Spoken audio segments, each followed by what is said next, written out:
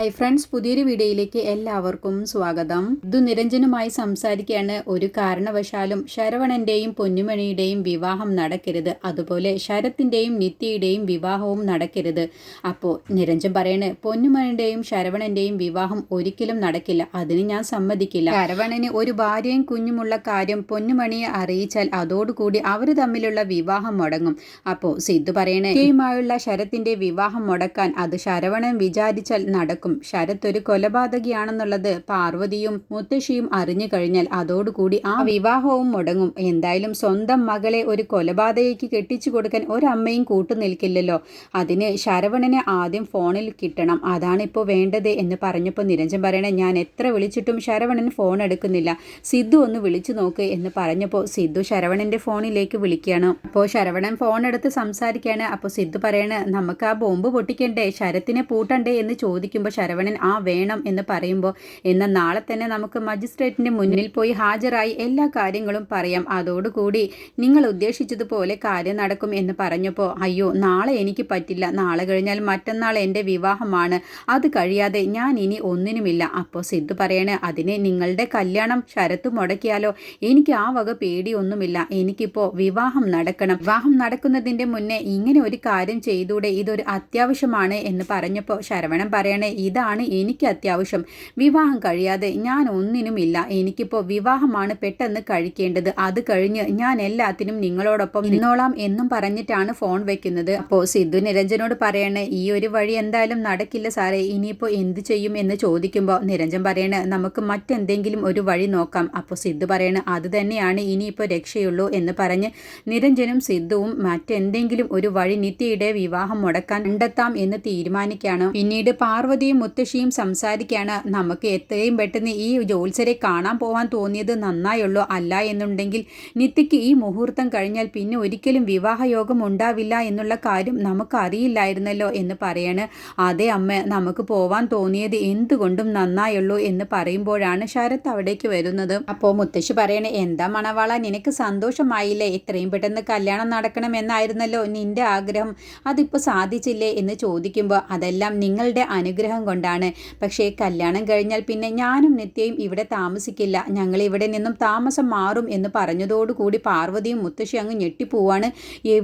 എവിടേക്കാണ് താമസം മാറുന്നത്, ഈ എന്ത് മണ്ടത്തരമാണ് ശരത്ത് മോനെ ഈ പറയുന്നത്, അത് എന്നോടൊന്നും തോന്നരുത്, ഈ വീട് ഏതായാലും ദേവികയുടെ പേരിൽ എഴുതി കൊടുക്കാൻ തീരുമാനിച്ചിരിക്കല്ലേ, അപ്പോൾ എൻ്റെ ഭാര്യയ്ക്ക് അവകാശമില്ലാത്ത ഈ വീട്ടിൽ താമസിക്കാൻ എനിക്ക് എന്തായാലും ഇഷ്ടമല്ല, അതുകൊണ്ടാണ് ഞാൻ നിത്യയും കൂട്ടി ഇവിടെ നിന്ന് പോവാൻ തീരുമാനിക്കുന്നത്. അപ്പോൾ നിങ്ങൾ എവിടേക്ക് മാറും, അതിപ്പോൾ തൽക്കാലം ഒരു വാടക വീടെടുക്കും, അത് കഴിഞ്ഞാൽ ഒരു പുതിയ വീട് പണിയണം, എന്നിട്ട് അവിടേക്ക് മാറും. അപ്പോൾ മുത്തശ്ശി പറയണേ, നിങ്ങൾ ഇവിടെ താമസിക്കുന്നതാണ് എനിക്കിഷ്ടം. അപ്പോൾ പാർവതി പറയണേ, അതിനെ ദേവികയുടെ പേരിൽ എഴുതി കൊടുത്തിട്ടൊന്നും ഇല്ലല്ലോ മോനെ എന്ന് പറഞ്ഞപ്പോൾ, അത് വേണ്ട അമ്മേ, എൻ്റെ അഭിമാനം അതിന് സമ്മതിക്കുന്നില്ല. അപ്പോൾ മുത്തശ്ശി പറയണേ, അഭിമാനമുള്ള ആൺകുട്ടികൾ ഇങ്ങനെ തന്നെയാണ് തീരുമാനമെടുക്കൂ പാർവതി, എന്തായാലും നമുക്കിതിനൊരു പരിഹാരം കണ്ടെത്തണം, അതാണ് വേണ്ടത്. എന്താണ് ഇപ്പോൾ ഒരു പരിഹാരം, ഈ വീടും സ്ഥലവും നമുക്ക് ശരത്തിന്റെ പേരിൽ എഴുതി കൊടുക്കാം. അപ്പോൾ മുത്തശ്ശി പറയണ, അത് ശരിയാണ്, അതിന് എങ്ങനെ സാധിക്കും, ബാങ്കിലല്ലേ ആധാരം ഇരിക്കുന്നത്, അപ്പോൾ അത് കടം തീർക്കാതെ എങ്ങനെ അത് സാധിക്കുമെന്ന് പറഞ്ഞപ്പോൾ പാർവതി പറയണ,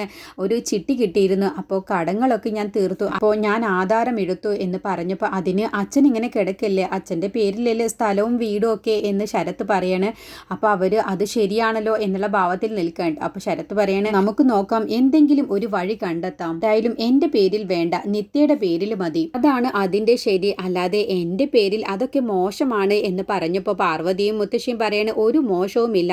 അപ്പോൾ പാർവതി പറയണേ, നിന്റെ പേരിൽ തന്നെയാണ് എഴുതി തരാൻ, നിത്യയുടെ പേരിൽ കൊടുക്കാൻ ഈ ഉണ്ടായിട്ടൊന്നുമല്ല, നാളെ ഒരു ആവശ്യം വന്നാൽ മനോഹരേട്ടനോ ദേവികയോ ചെന്ന് ചോദിച്ചാലേ അവൾ ഒരു മടിയും കൂടാതെ ആധാരം എടുത്തു കളയും, അവൾക്ക് അങ്ങനെ ഉറച്ച ഒരു തീരുമാനമില്ല, അതുകൊണ്ടാണ് മോൻ്റെ പേരിൽ വീടും സ്ഥലവും മോൻ്റെ പേരിൽ തന്നെ മതി. ആണോ, അങ്ങനെയാണോ, എങ്കിൽ പിന്നെ എൻ്റെ പേരിൽ തന്നെ എഴുതിയാൽ മതി, ഇത്തിരി നാണക്കേട് സഹിച്ചാലും വേണ്ടില്ല, എന്തായാലും ഈ വീടും സ്ഥലവും ഞാനാവുമ്പോൾ ഇതുപോലെ തന്നെ ഉണ്ടാവും, ഞാൻ ഒന്നും ചെയ്യില്ല, പിന്നെ ഉടമസ്ഥൻ ഇതിങ്ങനെ കിടക്കുമ്പോൾ ഇനിയിപ്പോൾ രജിസ്ട്രേഷൻ നടത്താൻ എന്തെങ്കിലും വഴിയുണ്ടോ എന്ന് ഞാനൊന്ന് അന്വേഷിക്കട്ടെ എന്ന് പറഞ്ഞ് ശരത്ത് പോവാട്ടോ. അപ്പോൾ മുത്തശ്ശി പറയണേ, കണ്ടോടി, ഇതാണ് തറവാടിത്തം, നല്ലൊരു പയ്യൻ തന്നെയാണ് നമ്മുടെ ശരത്ത് മോനെ എന്ന് പറഞ്ഞ് മുത്തശ്ശിയും പാർവതിയും സന്തോഷിക്കുകയാണ്. എന്നിട്ട് പാർവതി മനോഹരൻ്റെ അടുത്തേക്ക് ചെല്ലാണ്. എന്നിട്ട് പറയണ, നമുക്ക് നല്ല തറവാടിത്തമുള്ള പോലെയുള്ള ഒരു മരുമകനെ തന്നെയാണ് മനോഹരേട്ട നമുക്ക് കിട്ടിയത്. മറ്റൊരാളുടെ പേരിലുള്ള ഈ വീട്ടിൽ താമസിക്കാൻ അവന് മടി. അപ്പോൾ അതിനൊരു പരിഹാരവും ഞാൻ കണ്ടു. വീടും സ്ഥലവും ശരത്തിന്റെ പേരിൽ എഴുതി കൊടുക്കാൻ ഞാൻ തീരുമാനിച്ചു. മനോഹരേട്ടൻ ഏതായാലും ഇങ്ങനെ കിടക്കുന്ന സ്ഥിതിക്ക് ഭാര്യയായ ഞാൻ തന്നെ രജിസ്ട്രേഷൻ നടത്താനുള്ള കാര്യങ്ങൾ ചെയ്യാമെന്നാണ് തീരുമാനിച്ചിട്ടുള്ളത്. മനോഹരേട്ടൻ അതിന് എതിർപ്പുണ്ടെങ്കിലും ശരി ഇല്ലെങ്കിലും ശരി എത്രയും പെട്ടെന്ന് അക്കാര്യത്താനാണ് ഞാൻ തീരുമാനിച്ചിട്ടുള്ളത്. നമ്മുടെ മോളുടെ ഭാഗ്യമാണ് ഇങ്ങനെ ഒരു പയ്യനെ കിട്ടിയത്. പൂർവികർ ചെയ്ത പുണ്യം കൊണ്ടാണ് ഇങ്ങനെ ഒരു പയ്യനെ നമുക്ക് കിട്ടിയത്. നമ്മുടെ മോൾ നല്ലൊരു ജീവിതം നയിക്കണമെന്നാണ് ഞാൻ എപ്പോഴും ആഗ്രഹിച്ചിട്ടുള്ളത്. അതാണിപ്പോൾ നടക്കാൻ പോകുന്നത്. നമ്മുടെ മകൾ ദീർഘസുമംഗലിയായി ജീവിക്കും എന്നും പറഞ്ഞിട്ടാണ് മനോഹരന്റെ അടുത്ത് നിന്നും പാർവതി പോകുന്നത്. അങ്ങനെ മനോഹരന്റെ കണ്ണിൽ നിന്നും കണ്ണുനീര് വരുന്നുണ്ട്. ഇവൾ എന്ത് മണ്ടത്തരമാണ് ഈ കാണിക്കാൻ പോകുന്നത്, എനിക്കാണെങ്കിൽ ഒന്നും പറയാനും കഴിയുന്നില്ലല്ലോ എന്നുള്ള സങ്കടത്തോടു കൂടിയാണ് മനോഹരൻ എൻ്റെ നിത്യമോളുടെ ജീവിതം തകരുകയാണല്ലോ ഇവള് കാരണം എന്നുള്ള ചിന്തയോടു കൂടിയാണ് കിടക്കുന്നത്. പിന്നീട് ചന്ദ്രയുടെ വീടും സ്ഥലവും ഒരാൾക്ക് വിൽക്കുകയാണ്. എന്നിട്ട് അയാളോട് ചന്ദ്ര ചോദിക്കുകയാണ്, എൻ്റെ ഗതികേട് കൊണ്ട് ചോദിക്കുകയാണ്, ഈ സ്ഥലത്തിൽ കൂടി 3 ലക്ഷം കൂടി നിങ്ങൾക്ക് തന്നൂടെ ഈ പണത്തിനോടൊപ്പം എന്ന് ചോദിച്ചപ്പോൾ അയാൾ പറയണേ, ഇപ്പോൾ സ്ഥലത്തിനൊന്നും അധികം വിലയില്ലാത്തതാണ്, അതുകൊണ്ട് നിങ്ങളുടെ ബാങ്കിലുള്ള കടം തീർത്ത് ബാക്കിയുള്ള തുക നിങ്ങളുടെ കയ്യിൽ തരും, അല്ലാതെ 1 രൂപ പോലും ഞങ്ങൾ കൂട്ടിത്തരില്ല എന്ന് പറഞ്ഞപ്പോൾ നിവർത്തിയില്ലാതെ ചന്ദ്രയ്ക്ക് അത് സമ്മതിക്കേണ്ടി വരികയാണ്. അങ്ങനെ ചന്ദ്രയുടെ ബന്ധുവിൻ്റെ സഹായത്തോടു കൂടി ചന്ദ്രയുടെ വീടും സ്ഥലവും വിറ്റു പോവുകയാണ്. അപ്പോൾ ചന്ദ്രയ്ക്ക് വല്ലാത്ത വിഷമം വരികയാണ് ആ വീടും സ്ഥലവും കൊടുക്കുന്ന സമയത്ത്. എന്നിട്ട് അയാൾക്ക് 10,000 രൂപ കൊടുക്കുമ്പോൾ എനിക്കിപ്പോൾ ഇത് വേണ്ട, രജിസ്ട്രേഷൻ്റെ സമയത്ത് എനിക്ക് തരാനുള്ള തുക തന്നാൽ മതി എന്നും പറഞ്ഞാണ് ബന്ധു പോകുന്നത്. ഇത് അക്ഷര നിരഞ്ജന്റെ അമ്മയ്ക്ക് ഫോൺ വിളിച്ച് പറയാണ്, ആ ശരത്തിന്റെ വിവാഹം ഉറപ്പിച്ചു നിത്യയുമായിട്ടുള്ളത്. അത് പ്രശ്നമല്ല മോളെ എന്ന് ചോദിക്കുമ്പോൾ ആ ദേവികയും നിത്യയും എന്തായാലും ഈ വിവാഹത്തിന് തടസ്സം നിൽക്കും. അവർക്ക് ശരത്തിനെ കുറിച്ച് നല്ലതുപോലെ അറിയാലോ.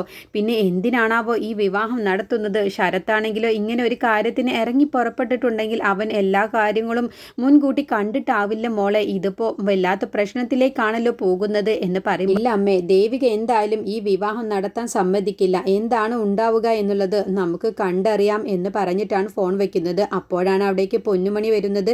ശരത്തിന്റെ വിവാഹമാണോ? അതെ, എന്നാണ് എന്ന് ചോദിക്കുമ്പോൾ അറിയില്ല, ഡേറ്റ് ഒന്നും പറഞ്ഞില്ല.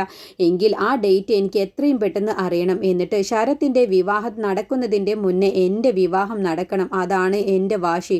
ശരവണനെ വെല്ലുവിളിച്ചിട്ടല്ലേ ശരത്ത് നടക്കുന്നത്, അതിന് എനിക്ക് ജയിക്കണം. അപ്പോൾ ശരവണനുമൊത്തുള്ള എൻ്റെ വിവാഹം, ശരത്തിൻ്റെ വിവാഹം നടക്കുന്നതിൻ്റെ മുന്നേ എനിക്ക് നടത്തണം എന്ന് വാശി പിടിച്ചുകൊണ്ടാണ് പൊന്നുമണി പോകുന്നത്. അപ്പോൾ നിരഞ്ജന്റെ അമ്മ ഇവർക്കൊക്കെ ഇത്രയ്ക്ക് ബുദ്ധിയില്ലാതായല്ലോ എന്നുള്ള ഭാവത്തിലാണ് ഇരിക്കുന്നത്. പിന്നീട് പാർവതിയുടെയും മുത്തശ്ശിയുടെയും അടുത്തേക്ക് ശരത്ത് വരികയാണ്. എന്നിട്ട് ചോദിക്കുകയാണ്, എന്തായി കാര്യങ്ങൾ എന്ന് ചോദിക്കുമ്പോൾ ഒരു കുഴപ്പവുമില്ല, അച്ഛൻ ഇങ്ങനെ കിടക്കുന്നത് കൊണ്ട് തമ്പു വഴി നമുക്ക് രജിസ്ട്രേഷൻ നടത്താമെന്നാണ് വക്കീൽ പറഞ്ഞിട്ടുള്ളത്. നമ്മുടെ ആധാരമൊക്കെ തയ്യാറാക്കുന്നത് ചന്ദ്രലേഖയാണ്. അത് കേട്ടപ്പോൾ പാർവതിക്കും മുത്തശ്ശിക്കും സന്തോഷമാവാണ്.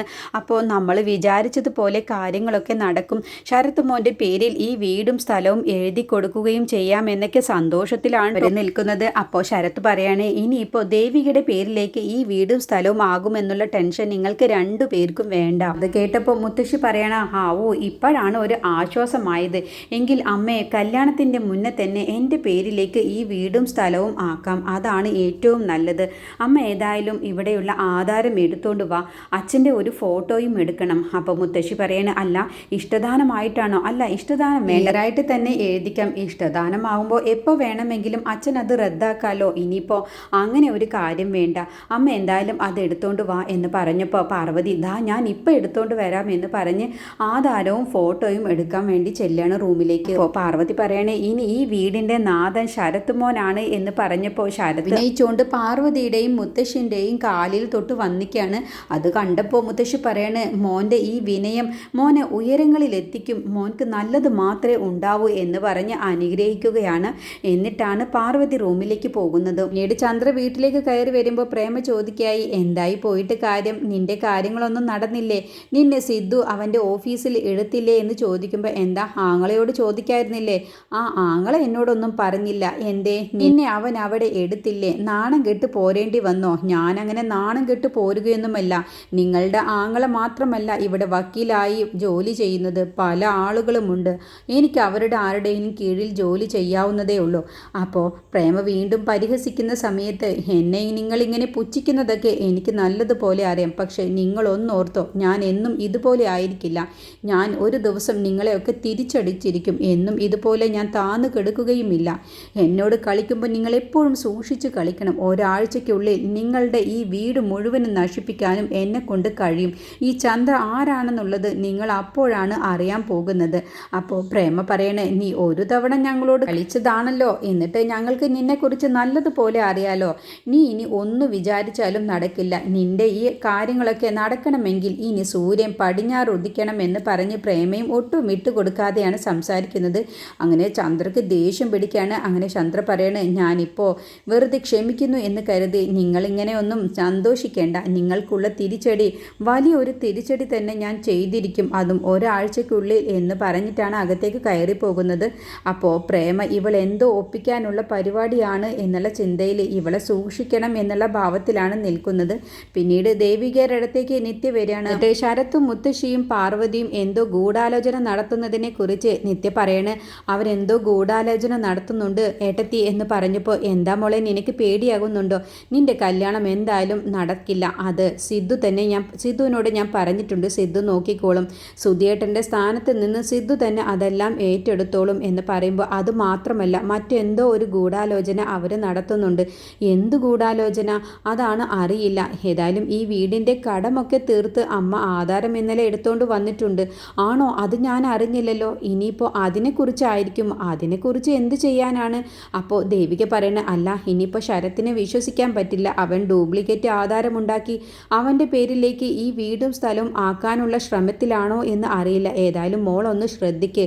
എന്നിട്ട് എന്തെങ്കിലും ഒരു സൂചന കിട്ടിയാൽ ഈ ഏട്ടത്തിയോട് വന്ന് പറയും. പിന്നെ അവൻ്റെ ഉദ്ദേശം നടക്കാതെ അത് പൊളിച്ചെടുക്കാൻ എനിക്കറിയാം എന്ന് പറഞ്ഞിട്ടാണ് ദേവിക അകത്ത് പോകുന്നത്. അപ്പോൾ ശരത്ത് പ്രഭാവതിയെ വിളിച്ച് കാര്യം പറയാണ്. അപ്പോൾ ശരത്തിൻ്റെ കോള് കണ്ടതോടുകൂടി പ്രഭാവതിക്ക് ദേഷ്യം വരികയാണ്. എന്താ എന്ന് ചോദിക്കുമ്പോൾ, എതെന്താ പറ്റി? അമ്മയുടെ മൂഡ് ശരിയല്ലല്ലോ. ഞാനൊരു നല്ല കാര്യം പറയാൻ വേണ്ടി വിളിച്ചതാണ്. എന്താണാവോ? ഈ വീടും സ്ഥലവും എൻ്റെ പേരിലാവാൻ പോവുകയാണ് അമ്മേ. അത് കേട്ടപ്പോൾ പ്രഭാവതി അങ്ങ് ഞെട്ടിപ്പോവാണ്. നിൻ്റെ പേരിലോ? അതെങ്ങനെ?